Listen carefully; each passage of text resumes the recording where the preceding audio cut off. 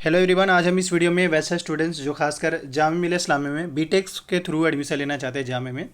Important ये है कि उसके एप्लीकेशन फॉर्म, एंट्रेंस एग्जाम, वो जो बेसिक कॉमन सा क्वेरीज होते हैं उसके बारे में भी और फॉर्म के बारे में भी बताया जाएगा और क्या है यहाँ पे जामिया में बीटेक में एडमिशन का प्रोसीजर। इंपॉर्टेंट सबसे पहले ये है कि जो जामिया में बीटेक का जो सीन है वो आपको क्लियरली यहाँ पे मेंशन है और वो सारा आपको आने वाले टाइम के लिए अपडेट भी करा जाएगा। देखिए इंपॉर्टेंट ये साफ मेंशन है, एडमिशन टू बीटेक प्रोग्राम।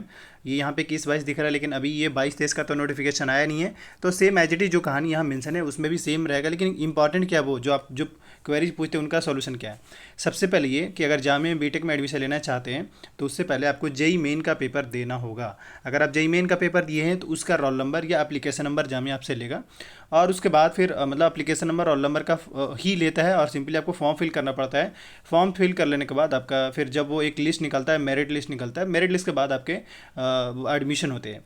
अब आप कहेंगे ये मेरिट लिस्ट कैसे निकलता है। मेरिट लिस्ट निकलने के लिए सिंपल, आपने जेई मेन का एग्ज़ाम दिया हो, जेई मेन में जो भी आपके रैंक्स आए हैं उसी के हिसाब से जामिया आपका रैंक चेक करके आपका मेरिट लिस्ट निकालेंगे एंड देन आपका एडमिशन मिलेगा। अब ऐसे कैसे होगा, जैसे बड़ा सिंपल, अभी तो आपका जेई मेन का पेपर हुआ नहीं है, तो पहले ये कि आपको जेई मेन का एग्ज़ाम देना होगा। जामिया दो चीज़ यहाँ पे करते हैं। पहले या तो अगर जेई मेन का एग्ज़ाम हो गया हो तो तुरंत बीटेक का भी फॉर्म ला देते हैं, वरना इन केस अगर मान लीजिए कि जेई मेन का पेपर नहीं हो तो फिर ऐसे में बीटेक के लिए सेपरेट फॉर्म आता है। बीटेक में एडमिशन के लिए सेपरेट फॉर्म आता है।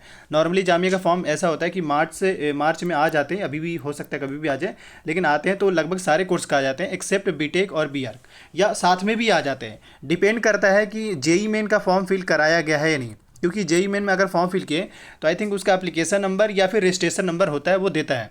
तो बस वही फ़िलहाल आपसे जामिया लेगा। उसके बाद आपको कुछ नहीं करना है, अपडेटेड रहना है। मतलब जामिया जो है बीटेक को लेकर फिर जब वो एडमिशन लेना शुरू करेंगे तो कुछ नहीं, आप सभी से एक बार कंफर्म कराते हैं कि आपका एप्लीकेशन नंबर, आईडी नंबर क्या है।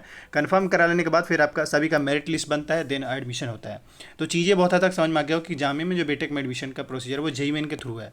अब सवाल ये होता है कि जेई मेन में कौन कौन एलिजिबल है। ऑब्वियसली जेई मेन में डिप्लोमा वाले भी स्टूडेंट्स एलिजिबल हैं और दूसरा जो 12th वाले स्टूडेंट्स, 12th पास आउट है वो, ये 12th दे करके जो जेई मेन का एग्जाम दे, वो दोनों एलिजिबल हैं। तो चाहे वो जामिया के स्टूडेंट्स हो या अपार्ट फ्रॉम जामिया के स्टूडेंट्स हो, दोनों को जेई मेन का पेपर देना पड़ेगा। वरना इसके अलावा कोई और रास्ता नहीं है कि जामिया के बीटेक में आप एडमिशन ले पाए बीटेक कोर्स में।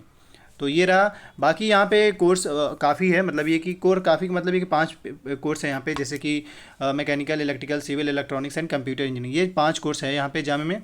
सभी में सीट जो है लगभग 72 या 70 के आसपास है। फ़ी जो है अराउंड 14,000 के आसपास मेरे ख्याल से है, जो कि अपडेट करी जाएगी। लेकिन फिलहाल ये है कि आपका एडमिशन का प्रोसेस बता दिया।